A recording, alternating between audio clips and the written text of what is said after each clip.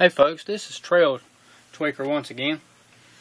I'd like to do a small video for you concerning my new addition to my hiking ensemble, if you would.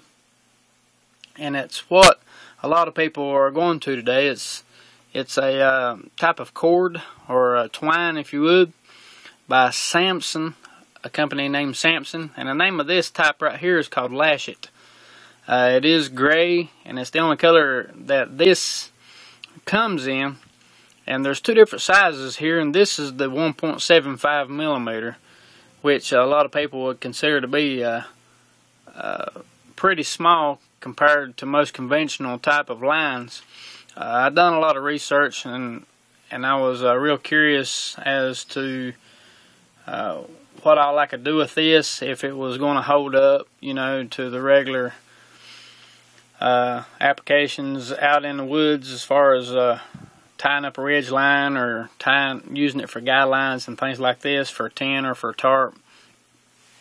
I haven't been into the hiking thing that long, but one of the most trusty lines that I started out with, and I know is very popular out there, and that's the military paracord 550, I think is what they call it. While I have nothing bad to say about the paracord, I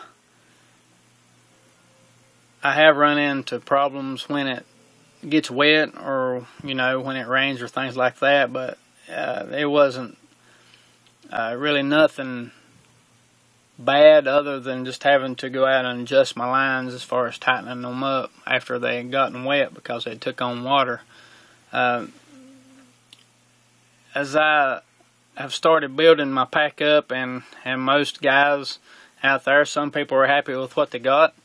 I started out a little heavy, and I've just got to looking at a lot of videos and seeing how other people do things to get lighter in their packs to where they kind of want to be. Not really ultra light for me, but I just wanted to lighten up in areas that I could.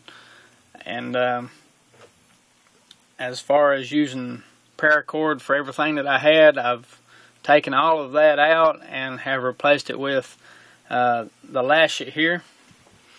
And just some of the specs on the paracord, and I'm not saying that I use 100 feet, but it's kind of a good reference line or reference point to go by, is that 100 feet of the military 550 paracord is, weight-wise, is coming in somewhere between 8 to 9 ounces, I believe.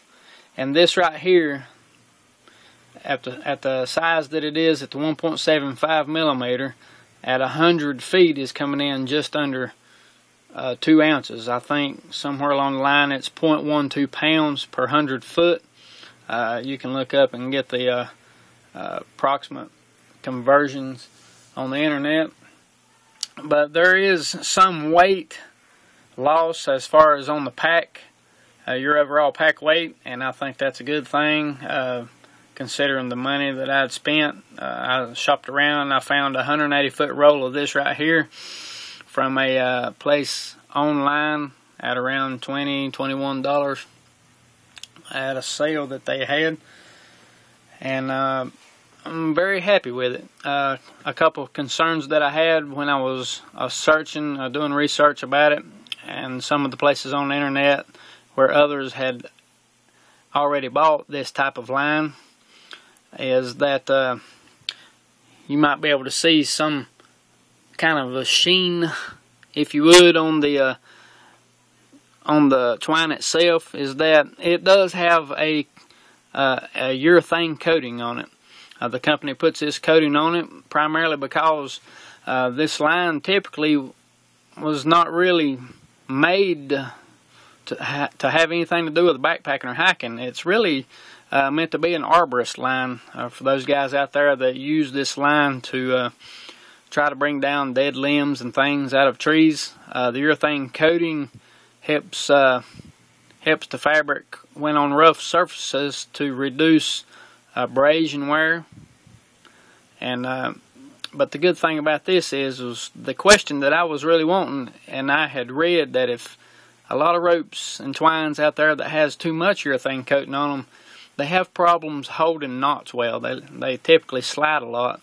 And when I'm out backpacking, you know, I went through the whole knot learning thing, and one of them that really stuck with me, and I know that it's a big knot out there that a lot of people depend on, and that's what they call the Prusik knot. I'm not going to tie it here because I just, for time's sake, but the Prusik knot is something that I use, and I was hoping that this line was going to be something that would allow you to tie a Prusik knot on and hold its position on the line, if you would. It wouldn't give because of the urethane coating, and I was right. While it does have a coating on it, it's not overkill.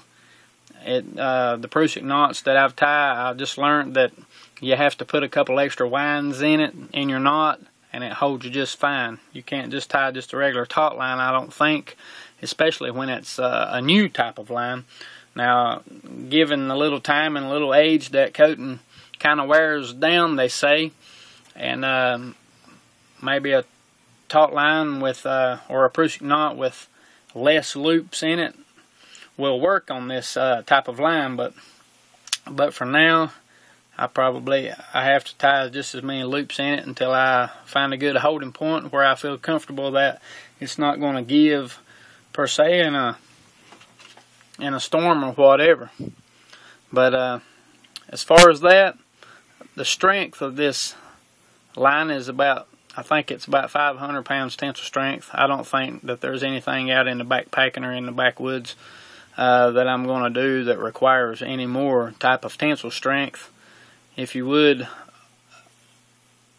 other than this. And I'm happy and pleased with the size of it. The compactability is what I was searching for, and just overall happy with the weight loss that I had gained through my overall pack, and it's just something that I just wanted to go to. Not everybody, I can understand, is not really talked themselves into going into a small line. As you can see, it is pretty small. I mean, you know, 1.75 millimeter. Some people like to go with its bigger brother, 2.2 millimeter, just because they feel that it's easier to work with as far as tying knots and things. And again, it's the preference of the person. You know, your hands may be bigger. You may not have good experience with this line in cold weather. Again, if you have any questions and things like this, while I may not be able to answer them and may not have an answer in this video for what you're looking for, a lot of the information that I did find out and the experience that a lot of people had with this type of line and its close cousin or sister, the Zinget line, you can find that on hammockforums.net. Just do some searches in those forums, and pretty much anything about this, or basically anything that you're looking to buy or want to do some research on before you try to buy it, that's one thing that I really had to do. You know, I had to research this out, because whether it's $5 or $500, I like to do research, because I don't like to buy anything that is just going to be completely worthless to me, especially in whatever application that I want to use it in. And this type of line, where I live, you just can't go anywhere and buy it. I've tried boat places, I tried Walmart, I tried Ace, Lowe's, Home Depot. So I just really had to get online and order it, and that makes it hard when you just can't go down to your local distributor and buy some and try it. And I didn't really know anybody that had any. So thanks to the hammock forums and those guys out there that's takes out time enough to tell their experience for others that's coming up in the hiking and backpacking world. You know, it helped me to come to a comfortable decision that I believe right now that I'm happy with my purchase, and I believe that I'll get years of satisfaction coming out with going with this type of line for now. until I guess they come out with the next best thing, which I guess will be possibly something to do with carbon fiber and Dyneema. It's hard telling. But until then, I hope this has been some help to you in your future endeavors in backpacking. And have a good day.